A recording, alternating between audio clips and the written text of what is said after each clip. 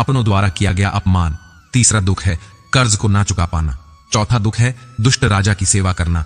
पांचवा दुख है दुष्ट पुरुषों की संगत करना। और छठा दुख है गरीबी में जीवन का गुजारा करना। इन दुखों के कारण मनुष्य का शरीर बिना अग्नि के ही जलता रहता है।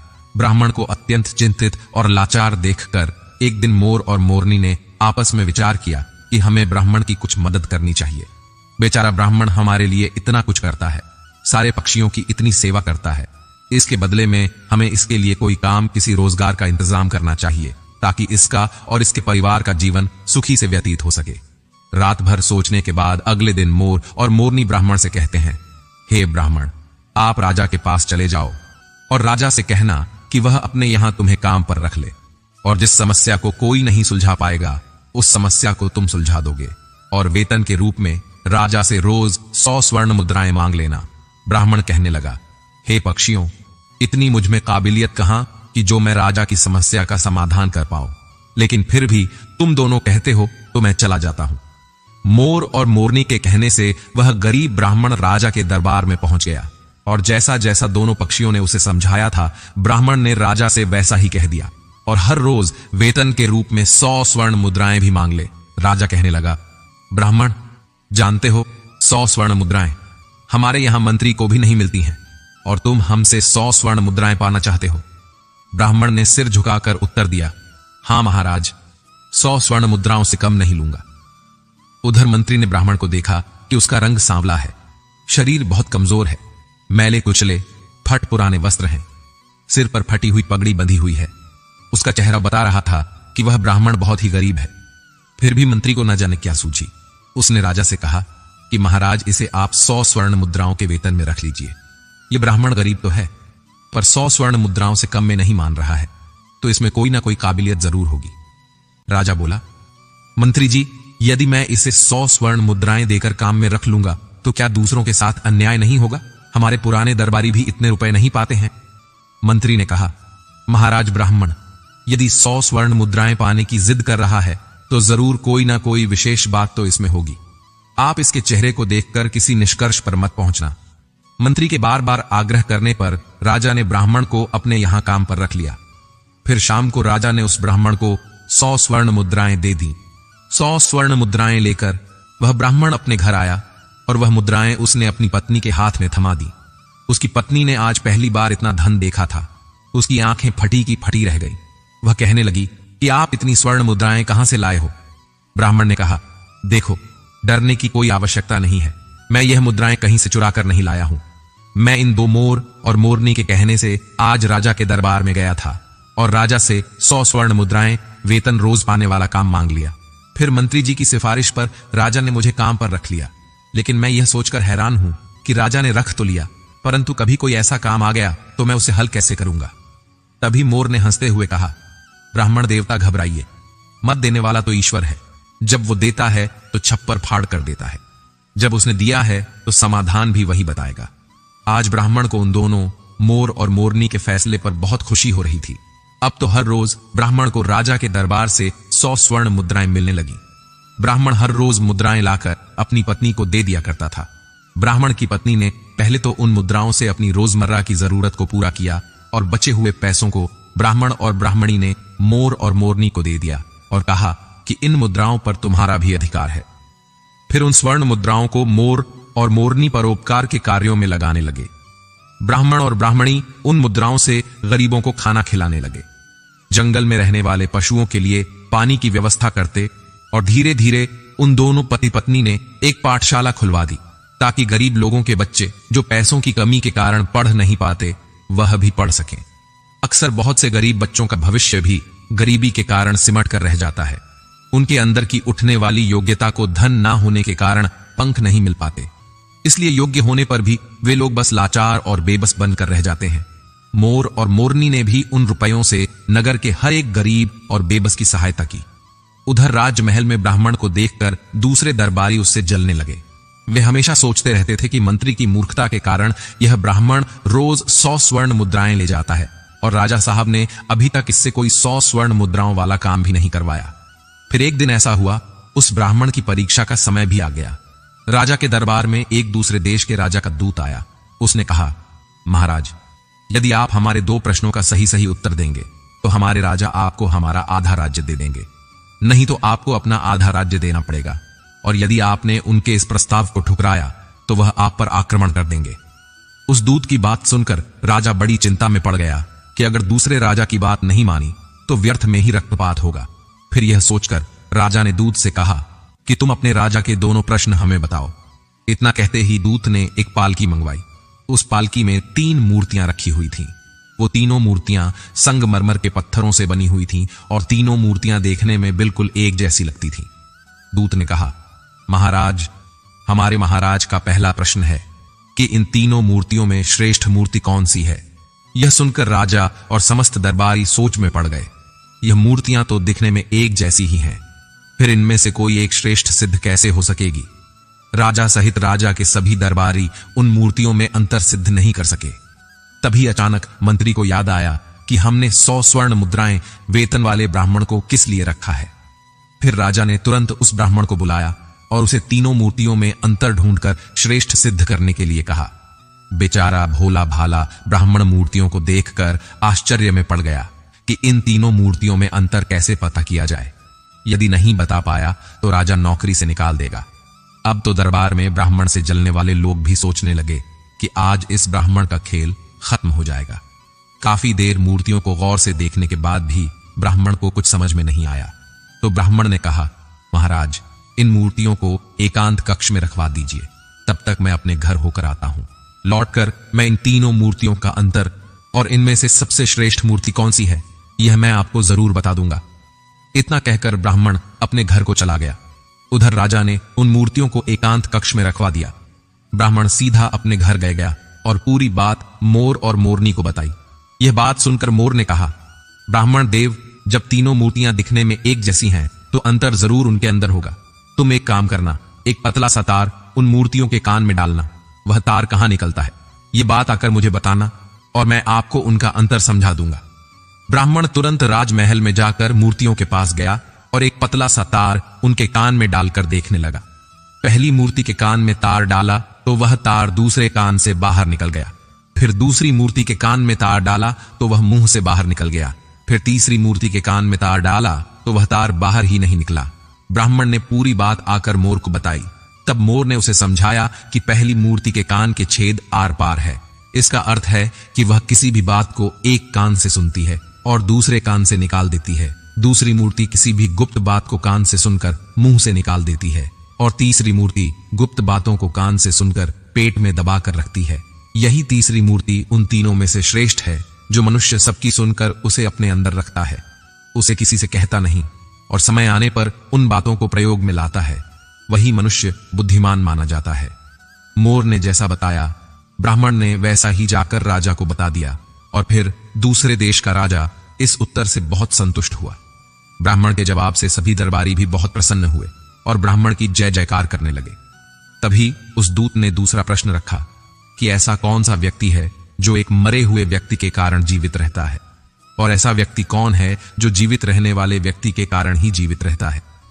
ब्राह्मण प्रश्न सुनकर फिर भागकर मोर और मोरनी के पास गया और इस बार मोरनी ने बताया कि हे ब्राह्मण देवता, इसका उत्तर एक तो आप हैं यानी ब्राह्मण है और दूसरा व्यक्ति वैद्य है।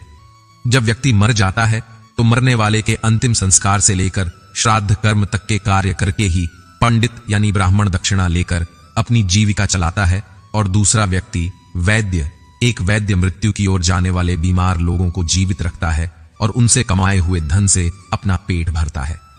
ब्राह्मण ने यही उत्तर जाकर राजा के सामने रख दिया। पूरे दरबार में ब्राह्मण की जय जयकार होने लगी। फिर शर्त के अनुसार राजा को आधा राज्य मिल गया। पूरे नगर में ब्राह्मण की इज्जत बढ़ गई। फिर एक दिन राजा ने सोचा कि ब्राह्मण प्रश्न सुनकर अपने घर क्यों जाता था, जरूर इसका कुछ कारण है। राजा के पूछने पर ब्राह्मण ने बताया कि उसके घर के बाहर एक पीपल का पेड़ है। उस पेड़ पर एक मोर और मोरनी का जोड़ा रहता है। वे दोनों पति पत्नी बहुत बुद्धिमान हैं। उनके कहने पर ही मैं आपके यहां नौकरी कर रहा हूं और उन दोनों ने ही इन प्रश्नों के उत्तर मुझे बताए हैं। यह सुनकर राजा बहुत खुश हुआ। फिर राजा ने दोनों मोर और मोरनी को अपने महल में बुलाया और उनसे पूछा, तुमने यह ज्ञान कहां से प्राप्त किया है? तब दोनों पक्षियों ने मुस्कुराकर जवाब दिया, महाराज, हमने यह ज्ञान इसी ब्राह्मण से पाया है जिसके घर में हम रहते हैं। ये ब्राह्मण बहुत ही विद्वान है, इन्होंने शास्त्रों का बहुत अध्ययन किया है। जब यह ब्राह्मण शास्त्रों का अध्ययन करता था तो हम पेड़ पर बैठे बैठे सुनते थे। यह इन्हीं की कृपा का फल है। महाराज, यह ब्राह्मण बहुत ही सीधा साधा है, इनमें आत्मविश्वास की कमी थी। यह जीवन भर अपने सीधेपन से गरीबी का दुख भोगता रहा। इस बार इन्होंने हमारी सलाह मानी और यह सफल हो गए। राजा कहने लगा, हे पक्षियों, मुझे तुम पर बहुत गर्व है। तुमने एक लाचार ब्राह्मण का मान बढ़ाया है, साथ ही साथ तुमने इस राष्ट्र का नाम रोशन किया है। मांगो, तुम क्या मांगना चाहते हो? तब मोर कहता है, महाराज, मैं चाहता हूं कि हमारे नगर में सभी जीव जंतुओं का जीवन सुखमय हो और कोई भी पक्षी या कोई भी जानवर भूख प्यास के कारण ना मरे। मोरनी भी कहती है, महाराज, मैं चाहती हूं कि हमारे राज्य में बेटों की तरह ही बेटियां भी शिक्षा प्राप्त करें। कहते हैं, जहां नारी अज्ञानता के अंधकार में भटकती है, वहां पर कभी सुख शांति नहीं आ सकती। नारी अपनी संतान की गुरु होती है। यदि वह शिक्षित होगी तो उसकी संतान भी शिक्षित होगी।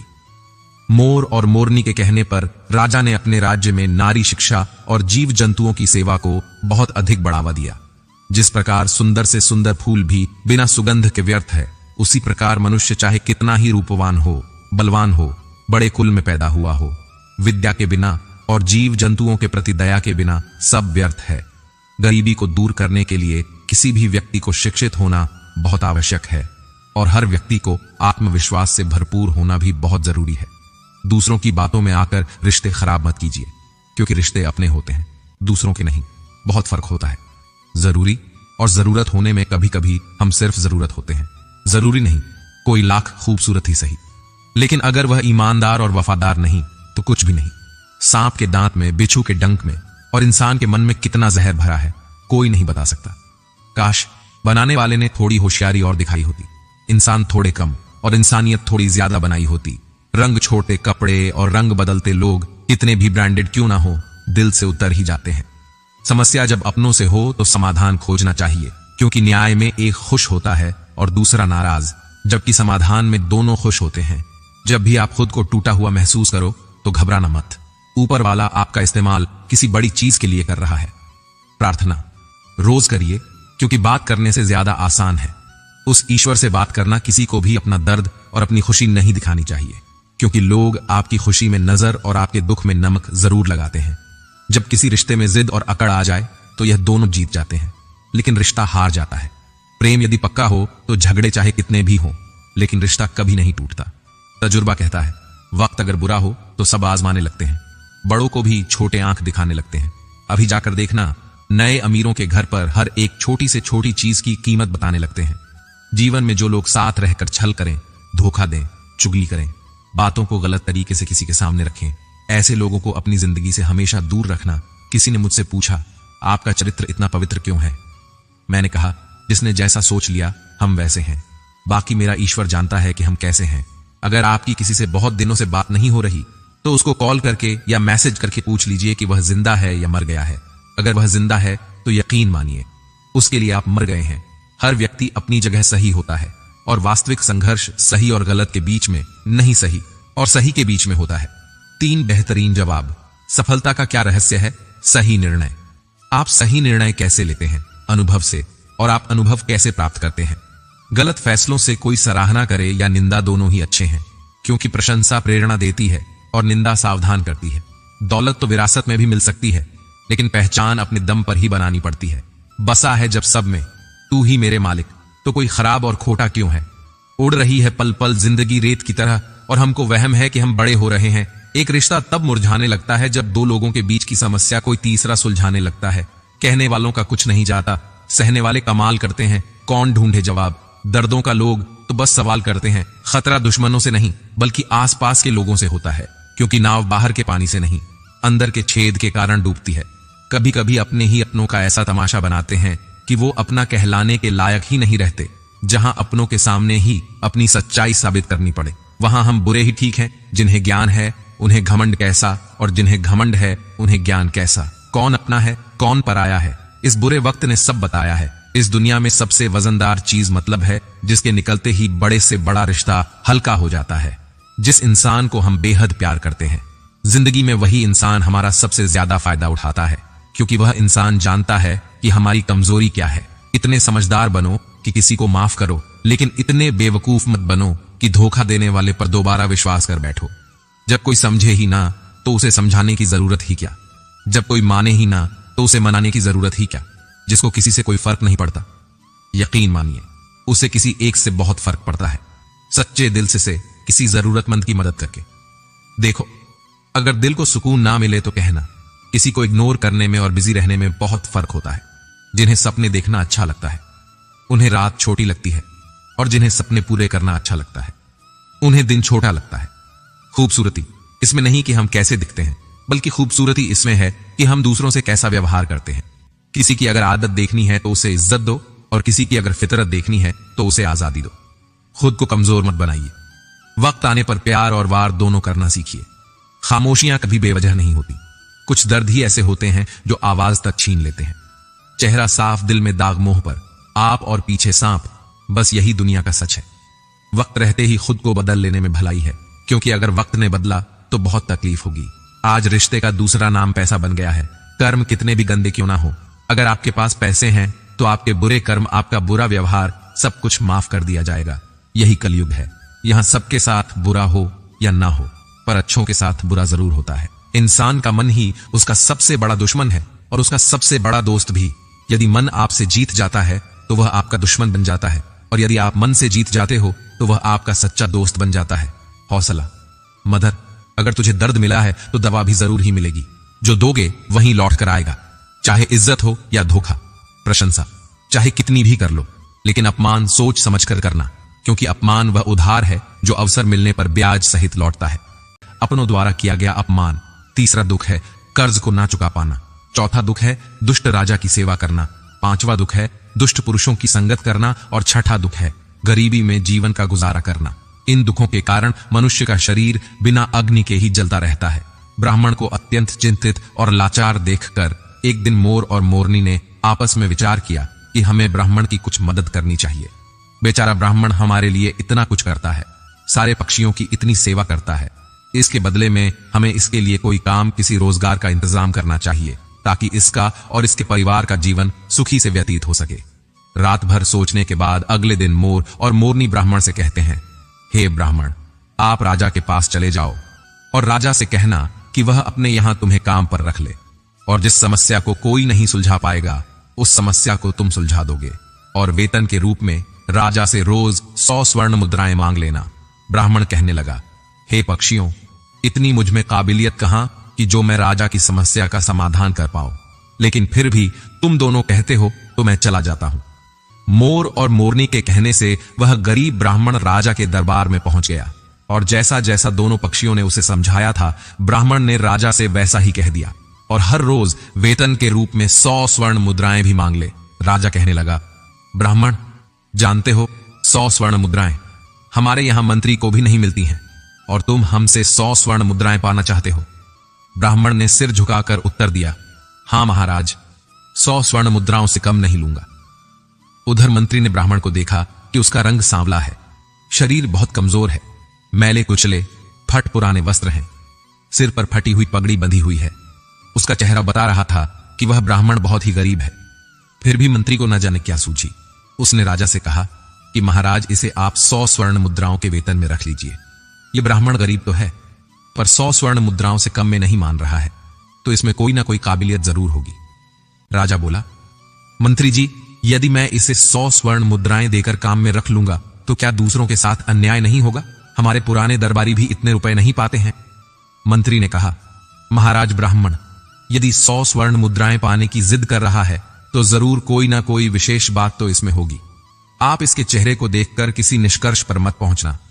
मंत्री के बार बार आग्रह करने पर राजा ने ब्राह्मण को अपने यहां काम पर रख लिया। फिर शाम को राजा ने उस ब्राह्मण को 100 स्वर्ण मुद्राएं दे दी। 100 स्वर्ण मुद्राएं लेकर वह ब्राह्मण अपने घर आया, और वह मुद्राएं उसने अपनी पत्नी के हाथ में थमा दी। उसकी पत्नी ने आज पहली बार इतना धन देखा था। उसकी आंखें फटी की फटी रह गई। वह कहने लगी कि आप इतनी स्वर्ण मुद्राएं कहां से लाए हो? ब्राह्मण ने कहा, देखो, डरने की कोई आवश्यकता नहीं है, मैं यह मुद्राएं कहीं से चुरा कर नहीं लाया हूं। मैं इन 2 मोर और मोरनी के कहने से आज राजा के दरबार में गया था और राजा से 100 स्वर्ण मुद्राएं वेतन रोज पाने वाला काम मांग लिया। फिर मंत्री जी की सिफारिश पर राजा ने मुझे काम पर रख लिया, लेकिन मैं यह सोचकर हैरान हूं कि राजा ने रख तो लिया, परंतु कभी कोई ऐसा काम आ गया तो मैं उसे हल कैसे करूंगा। तभी मोर ने हंसते हुए कहा, ब्राह्मण देवता घबराइए, मत देने वाला तो ईश्वर है। जब वो देता है तो छप्पर फाड़ कर देता है, जब उसने दिया है तो समाधान भी वही बताएगा। आज ब्राह्मण को उन दोनों मोर और मोरनी के फैसले पर बहुत खुशी हो रही थी। अब तो हर रोज ब्राह्मण को राजा के दरबार से 100 स्वर्ण मुद्राएं मिलने लगी। ब्राह्मण हर रोज मुद्राएं लाकर अपनी पत्नी को दे दिया करता था। ब्राह्मण की पत्नी ने पहले तो उन मुद्राओं से अपनी रोजमर्रा की जरूरत को पूरा किया और बचे हुए पैसों को ब्राह्मण और ब्राह्मणी ने मोर और मोरनी को दे दिया और कहा कि इन मुद्राओं पर तुम्हारा भी अधिकार है। फिर उन स्वर्ण मुद्राओं को मोर और मोरनी परोपकार के कार्यों में लगाने लगे। ब्राह्मण और ब्राह्मणी उन मुद्राओं से गरीबों को खाना खिलाने लगे, जंगल में रहने वाले पशुओं के लिए पानी की व्यवस्था करते और धीरे धीरे उन दोनों पति पत्नी ने एक पाठशाला खुलवा दी ताकि गरीब लोगों के बच्चे जो पैसों की कमी के कारण पढ़ नहीं पाते वह भी पढ़ सकें। अक्सर बहुत से गरीब बच्चों का भविष्य भी गरीबी के कारण सिमट कर रह जाता है। उनके अंदर की उठने वाली योग्यता को धन ना होने के कारण पंख नहीं मिल पाते, इसलिए योग्य होने पर भी वे लोग बस लाचार और बेबस बनकर रह जाते हैं।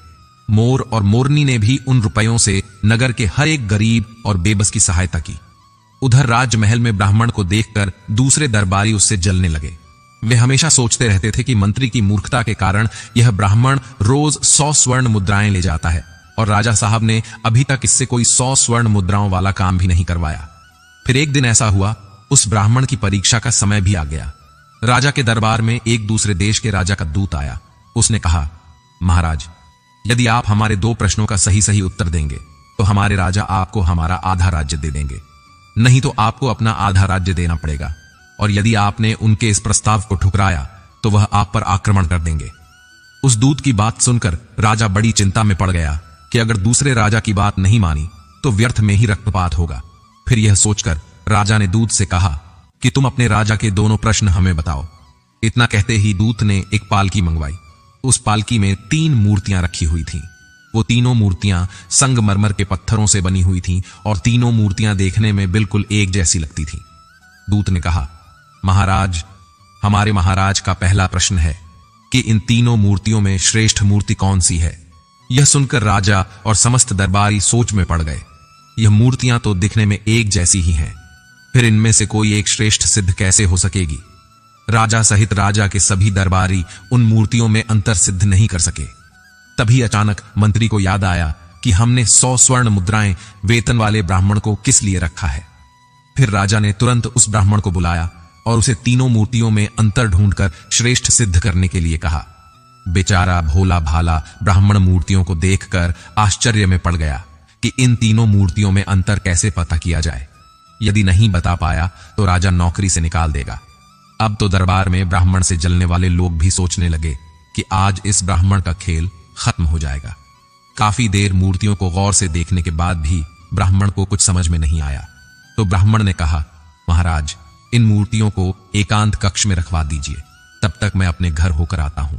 लौटकर मैं इन तीनों मूर्तियों का अंतर और इनमें से सबसे श्रेष्ठ मूर्ति कौन सी है यह मैं आपको जरूर बता दूंगा। इतना कहकर ब्राह्मण अपने घर को चला गया। उधर राजा ने उन मूर्तियों को एकांत कक्ष में रखवा दिया। ब्राह्मण सीधा अपने घर गया और पूरी बात मोर और मोरनी को बताई। यह बात सुनकर मोर ने कहा, ब्राह्मण देव, जब तीनों मूर्तियां दिखने में एक जैसी हैं तो अंतर जरूर उनके अंदर होगा। तुम एक काम करना, एक पतला सा तार उन मूर्तियों के कान में डालना। वह तार कहां निकलता है यह बात आकर मुझे बताना और मैं आपको उनका अंतर समझा दूंगा। ब्राह्मण तुरंत राजमहल में जाकर मूर्तियों के पास गया और एक पतला सा तार उनके कान में डालकर देखने लगा। पहली मूर्ति के कान में तार डाला तो वह तार दूसरे कान से बाहर निकल गया। फिर दूसरी मूर्ति के कान में तार डाला तो वह मुंह से बाहर निकल गया। फिर तीसरी मूर्ति के कान में तार डाला तो वह तार बाहर ही नहीं निकला। ब्राह्मण ने पूरी बात आकर मोर को बताई। तब मोर ने उसे समझाया कि पहली मूर्ति के कान के छेद आर पार है। इसका अर्थ है कि वह किसी भी बात को एक कान से सुनती है और दूसरे कान से निकाल देती है। दूसरी मूर्ति किसी भी गुप्त बात को कान से सुनकर मुंह से निकाल देती है और तीसरी मूर्ति गुप्त बातों को कान से सुनकर पेट में दबाकर रखती है। यही तीसरी मूर्ति उन तीनों में से श्रेष्ठ है जो मनुष्य सबकी सुनकर उसे अपने अंदर रखता है, उसे किसी से कहता नहीं और समय आने पर उन बातों को प्रयोग में लाता है। वही मनुष्य बुद्धिमान माना जाता है। मोर ने जैसा बताया ब्राह्मण ने वैसा ही जाकर राजा को बता दिया, और फिर दूसरे देश का राजा इस उत्तर से बहुत संतुष्ट हुआ। ब्राह्मण के जवाब से सभी दरबारी भी बहुत प्रसन्न हुए और ब्राह्मण की जय जयकार करने लगे। तभी उस दूत ने दूसरा प्रश्न रखा कि ऐसा कौन सा व्यक्ति है जो एक मरे हुए व्यक्ति के कारण जीवित रहता है, और ऐसा व्यक्ति कौन है जो जीवित रहने वाले व्यक्ति के कारण ही जीवित रहता है।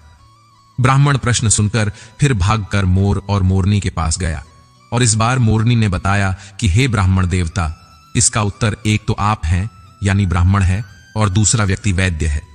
जब व्यक्ति मर जाता है तो मरने वाले के अंतिम संस्कार से लेकर श्राद्ध कर्म तक के कार्य करके ही पंडित यानी ब्राह्मण दक्षिणा लेकर अपनी जीविका चलाता है, और दूसरा व्यक्ति वैद्य, एक वैद्य मृत्यु की ओर जाने वाले बीमार लोगों को जीवित रखता है और उनसे कमाए हुए धन से अपना पेट भरता है।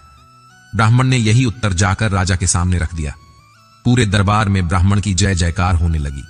फिर शर्त के अनुसार राजा को आधा राज्य मिल गया। पूरे नगर में ब्राह्मण की इज्जत बढ़ गई। फिर एक दिन राजा ने सोचा कि ब्राह्मण प्रश्न सुनकर अपने घर क्यों जाता था, जरूर इसका कुछ कारण है।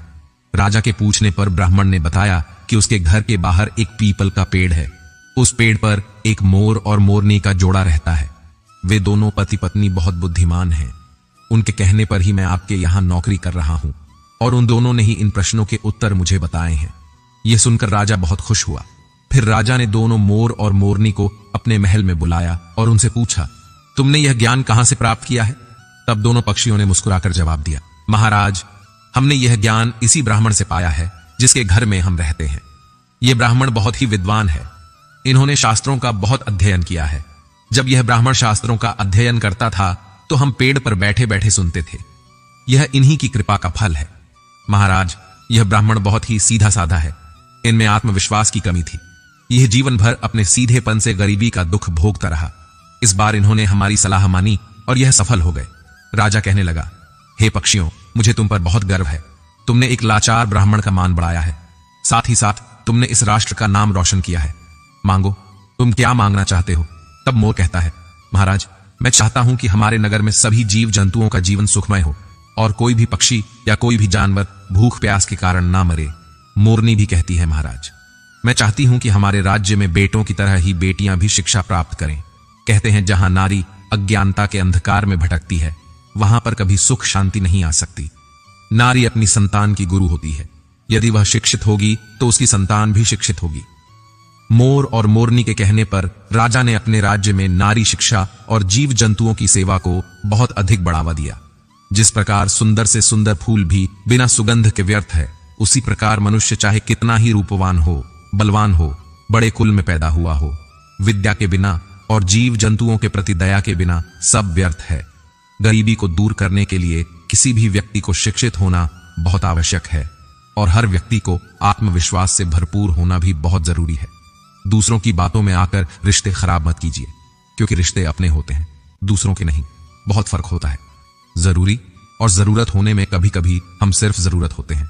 जरूरी नहीं कोई लाख खूबसूरत ही सही, लेकिन अगर वह ईमानदार और वफादार नहीं तो कुछ भी नहीं। सांप के दांत में, बिच्छू के डंक में और इंसान के मन में कितना जहर भरा है, कोई नहीं बता सकता। काश बनाने वाले ने थोड़ी होशियारी और दिखाई होती, इंसान थोड़े कम और इंसानियत थोड़ी ज्यादा बनाई होती। रंग छोटे कपड़े और रंग बदलते लोग कितने भी ब्रांडेड क्यों ना हो, दिल से उतर ही जाते हैं। समस्या जब अपनों से हो तो समाधान खोजना चाहिए, क्योंकि न्याय में एक खुश होता है और दूसरा नाराज, जबकि समाधान में दोनों खुश होते हैं। जब भी आप खुद को टूटा हुआ महसूस करो तो घबराना मत।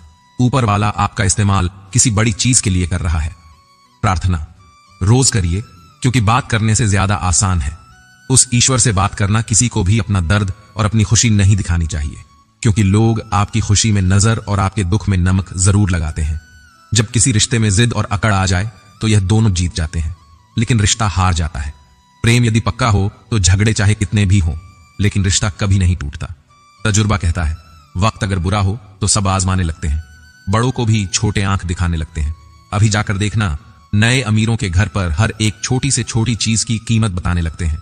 जीवन में जो लोग साथ रहकर छल करें, धोखा दें, चुगली करें, बातों को गलत तरीके से किसी के सामने रखें, ऐसे लोगों को अपनी जिंदगी से हमेशा दूर रखना। किसी ने मुझसे पूछा, आपका चरित्र इतना पवित्र क्यों है? मैंने कहा, जिसने जैसा सोच लिया हम वैसे हैं। बाकी मेरा ईश्वर जानता है कि हम कैसे हैं। अगर आपकी किसी से बहुत दिनों से बात नहीं हो रही तो उसको कॉल करके या मैसेज करके पूछ लीजिए कि वह जिंदा है या मर गया है। अगर वह जिंदा है तो यकीन मानिए उसके लिए आप मर गए हैं। हर व्यक्ति अपनी जगह सही होता है और वास्तविक संघर्ष सही और गलत के बीच में नहीं, सही और सही के बीच में होता है। 3 बेहतरीन जवाब। सफलता का क्या रहस्य है? सही निर्णय। आप सही निर्णय कैसे लेते हैं? अनुभव से। और आप अनुभव कैसे प्राप्त करते हैं? गलत फैसलों से कोई सराहना करे या निंदा दोनों ही अच्छे हैं, क्योंकि प्रशंसा प्रेरणा देती है और निंदा सावधान करती है। दौलत तो विरासत में भी मिल सकती है, लेकिन पहचान अपने दम पर ही बनानी पड़ती है। बसा है जब सब में तू ही मेरे मालिक, तो कोई खराब और खोटा क्यों है? उड़ रही है पल पल जिंदगी रेत की तरह और हमको वहम है कि हम बड़े हो रहे हैं। एक रिश्ता तब मुरझाने लगता है जब 2 लोगों के बीच की समस्या कोई तीसरा सुलझाने लगता है। कहने वालों का कुछ नहीं जाता, सहने वाले कमाल करते हैं। कौन ढूंढे जवाब? दर्दों का लोग तो बस सवाल करते हैं। खतरा दुश्मनों से नहीं बल्कि आसपास के लोगों से होता है, क्योंकि नाव बाहर के पानी से नहीं अंदर के छेद के कारण डूबती है। कभी कभी अपने ही अपनों का ऐसा तमाशा बनाते हैं कि वो अपना कहलाने के लायक ही नहीं रहते।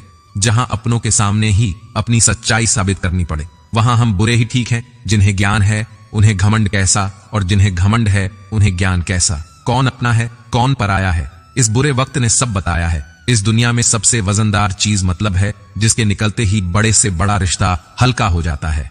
जिस इंसान को हम बेहद प्यार करते हैं, जिंदगी में वही इंसान हमारा सबसे ज्यादा फायदा उठाता है, क्योंकि वह इंसान जानता है कि हमारी कमजोरी क्या है। इतने समझदार बनो कि किसी को माफ करो, लेकिन इतने बेवकूफ मत बनो कि धोखा देने वाले पर दोबारा विश्वास कर बैठो। जब कोई समझे ही ना तो उसे समझाने की जरूरत ही क्या? जब कोई माने ही ना तो उसे मनाने की जरूरत ही क्या?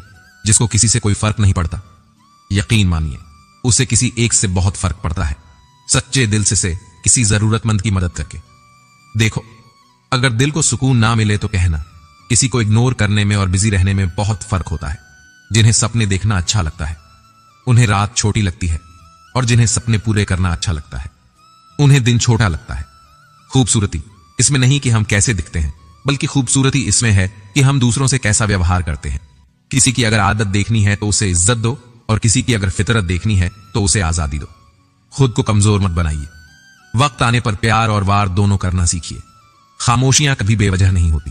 कुछ दर्द ही ऐसे होते हैं जो आवाज तक छीन लेते हैं। चेहरा साफ, दिल में दाग, मुंह पर आप और पीछे सांप, बस यही दुनिया का सच है। वक्त रहते ही खुद को बदल लेने में भलाई है, क्योंकि अगर वक्त ने बदला तो बहुत तकलीफ होगी। आज रिश्ते का दूसरा नाम पैसा बन गया है। कर्म कितने भी गंदे क्यों ना हो, अगर आपके पास पैसे हैं तो आपके बुरे कर्म, आपका बुरा व्यवहार, सब कुछ माफ कर दिया जाएगा। यही कलयुग है। यहां सबके साथ बुरा हो या ना हो, पर अच्छों के साथ बुरा जरूर होता है। इंसान का मन ही उसका सबसे बड़ा दुश्मन है और उसका सबसे बड़ा दोस्त भी। यदि मन आपसे जीत जाता है तो वह आपका दुश्मन बन जाता है, और यदि आप मन से जीत जाते हो तो वह आपका सच्चा दोस्त बन जाता है। हौसला, मदद, अगर तुझे दर्द मिला है तो दवा भी जरूर ही मिलेगी। जो दोगे वहीं लौट कर आएगा, चाहे इज्जत हो या धोखा। प्रशंसा चाहे कितनी भी कर लो, लेकिन अपमान सोच समझकर करना, क्योंकि अपमान वह उधार है जो अवसर मिलने पर ब्याज सहित लौटता है।